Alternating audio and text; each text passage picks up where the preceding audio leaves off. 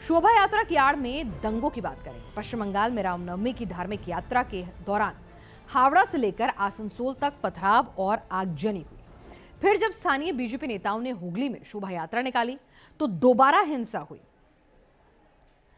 आप देखिए कि किस तरह से हावड़ा आसनसोल में ये हिंसा होती है, हुगली तक ये हिंसा जो है फैलती चली जाती है। हिंसा के बाद इंटरनेट सेवा जो है हुगली में सस्पेंड कर दी गई। धारा 144 जो है वो लागू कर दी गई। 12 आरोपियों को पकड़ा जा चुका है। दूसरी तरफ है बिहार। अगर बिहार की बात करें तो बिहार में पहले सासाराम में रामनवमी की शोभा यात्रा पर पथराव हुआ था बिहार में, लेकिन आप देख रहे हैं आसनसोल, हुगली, हावड़ा की स्थितियां जो हैं आपके सामने हैं। बिहार में हमने आपको बताया सासाराम में पथराव हुआ, बम तक चले। सासाराम बिहार शरीफ तक बात पहुंच गई। नाम के शरीफ शहर में जो कुछ हुआ उस शराफत कतई करार नहीं दिया जा सकता। सासाराम, बिहार शरीफ, नालंदा तीनों जगह जल उठी। वहां पर पथराव हुआ, आगजनी हुई। रामनवमी की शोभा यात्रा पर पथराव हुआ और बंगाल की ही तरह बिहार के सासाराम और नालंदा के साथ साथ बिहार शरीफ में भी इंटरनेट सेवा सस्पेंड कर दी गई। सुरक्षा बलों को फ्लैग मार्च निकालना पड़ा। रामनवमी की शोभा यात्रा से दीदी के राज में हिंसा और हंगामे का सिलसिला शुरू हुआ, लेकिन रामनवमी पूरी होने के बाद भी जो शोभा यात्रा निकली वो हंगामे और हिंसा की गवाह बनी और इसी वजह से दीदी की पुलिस और प्रशासन दोनों विपक्ष के निशाने पर आ गए। हुगली में कैसे नफरत की चिंगारी सुलगी और किसने सुलगाई, किस तरह नफरत की आग ने हुगली शहर को जलाया, बताएगी न्यूज नेशन रिपोर्टर तापस और उदय की ये ग्राउंड रिपोर्ट।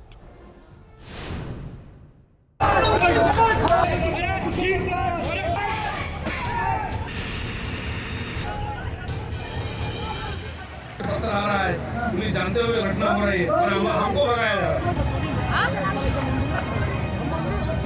हुगली से आई आगजनी और पत्थरबाजी की इन तस्वीरों ने ममता सरकार की नीयत पर सवाल खड़े करने का मौका विपक्ष को दिया। तो साथ ही ये भी बताया कि रामनवमी के नाम पर जो नफरत का जाल बिछाया गया था उसके तार बहुत लंबे हैं।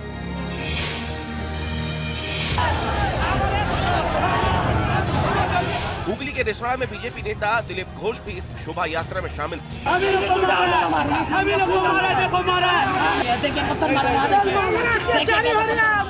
जब शोभा यात्रा एक इलाके से गुजरी तो अचानक हालात तनावपूर्ण हुए और हिंसा ने जन्म ले लिया। हावड़ा के बाद रामनवमी की रैली रिश्ता में निकली थी बीजेपी के वाइस प्रेसिडेंट दिलीप घोष के नेतृत्व में, और इसी जगह जहां इस समय हम मौजूद है यहीं से गुजर रही थी रैली। और ये आरोप लगाया जा रहा है कि रैली पर अचानक से जमकर पथराव किया गया और उसके बाद दोनों गुटों के बीच झड़प हो गई, जिसमें कई गाड़ियों को आग के हवाले किया गया और साथ में ये भी आरोप लगाया जा रहा है कि बम भी बरसाए गए।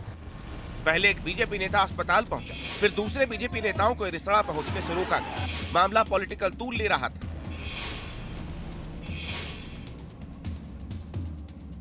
लेकिन सवाल पुलिस और प्रशासन पर भी उठ रहे हैं। जब हावड़ा और आसनसोल में हिंसा हो चुकी थी तो इन घटनाओं से हुगली पुलिस ने सबक क्यों नहीं लिया?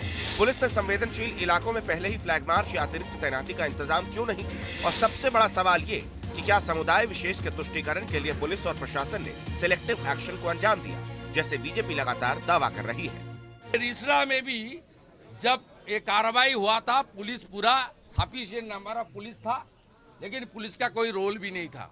आंसू गैस भी नहीं छोड़ा, लाठीचार्ज भी नहीं किया, जान माल को रक्षा करने के लिए कुछ काम भी नहीं किया।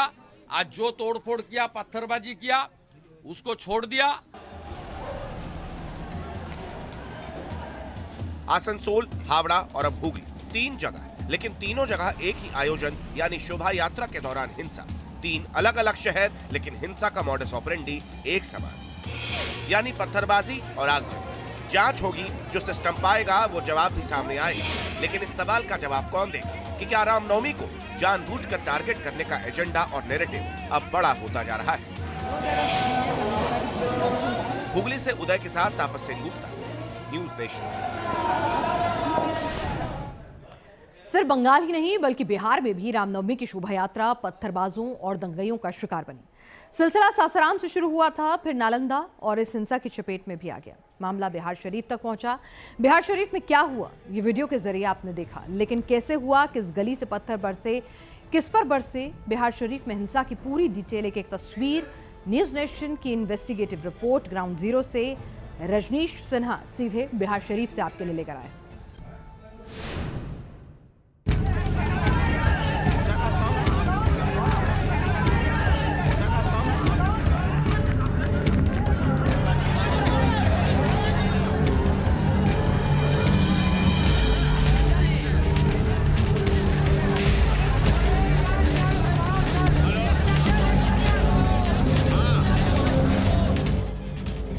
रामनवमी की शोभा यात्रा निकल रही थी।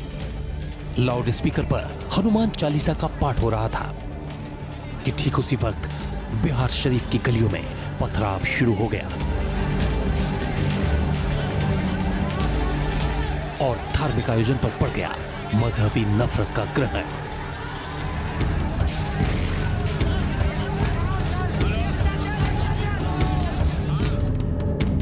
बिहार शरीफ यानी दरगाहों और मजारों का शहर, जिसकी तासीर में इबादत है, लेकिन रामनवमी को नजर आई सिर्फ और सिर्फ नफरत।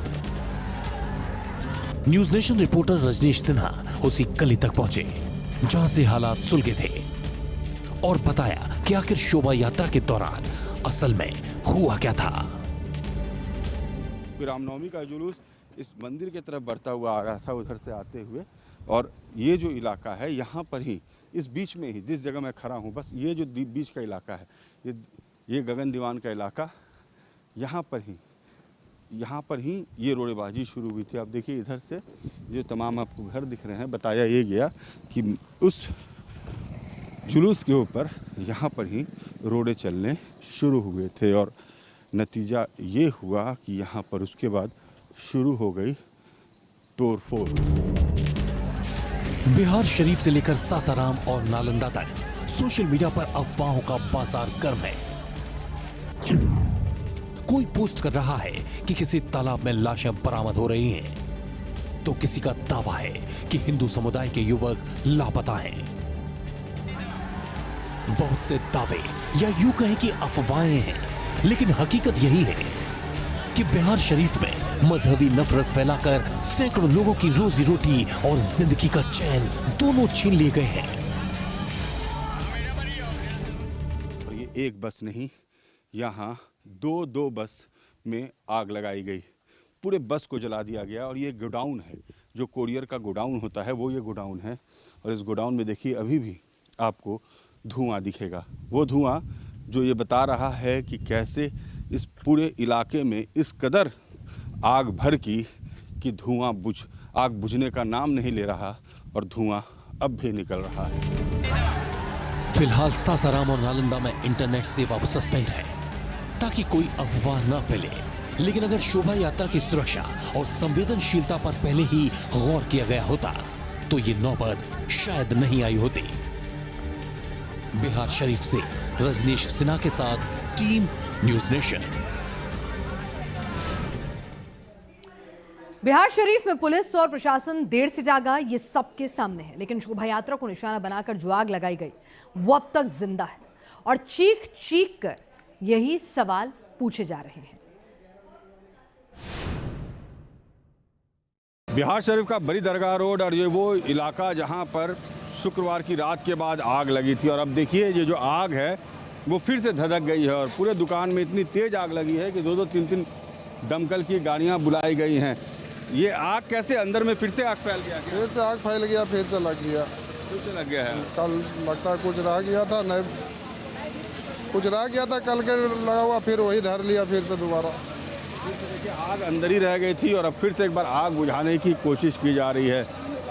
तस्वीर आपको हम दिखा रहे हैं उन दुकानों की जिसे 31 की रात को जलाया गया, 1 की सुबह जलाया गया। तो आग की लपटें अब भी बिहार शरीफ के इन इलाकों में दिख रही है, जिसे बुझाने का प्रयास हो रहा है।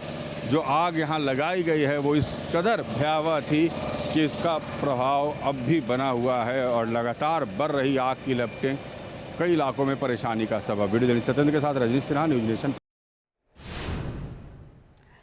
भले ही पुलिस फ्लैग मार्च करे, भले ही बिहार सरकार सख्त से सख्त कदम उठाने का दावा करे, लेकिन सिस्टम की नाकामी हर तरफ महसूस की जा रही है, साफ साफ नजर आ रही है। बिहार शरीफ की हिंसा की तफ्तीश करते हुए हमारी टीम का ऐसे लोगों से भी सामना हुआ जो दावा कर रहे थे कि पुलिस से गिड़गिड़ाने के बावजूद उन्हें सुरक्षा नहीं मिली, और कुछ ऐसे भी लोग थे जिनके अंदर इतनी दहशत बैठ गई है कि वो अपना घर बार छोड़कर जा रहे हैं, यानी बिहार शरीफ से पलायन कर रहे हैं। तो हम जब आए सर थाना के पास पहुंचे तो हमको पुलिस लोग रोक लिया कि नहीं जाने देंगे।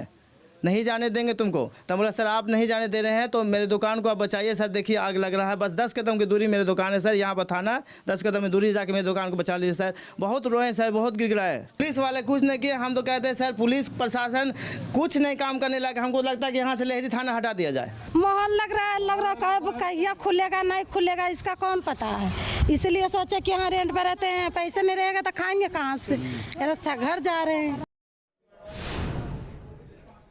तो यह है सिस्टम की हालत, लोगों की जुबानी। पुलिस सामने खड़ी थी फिर भी मदद नहीं मिली थी।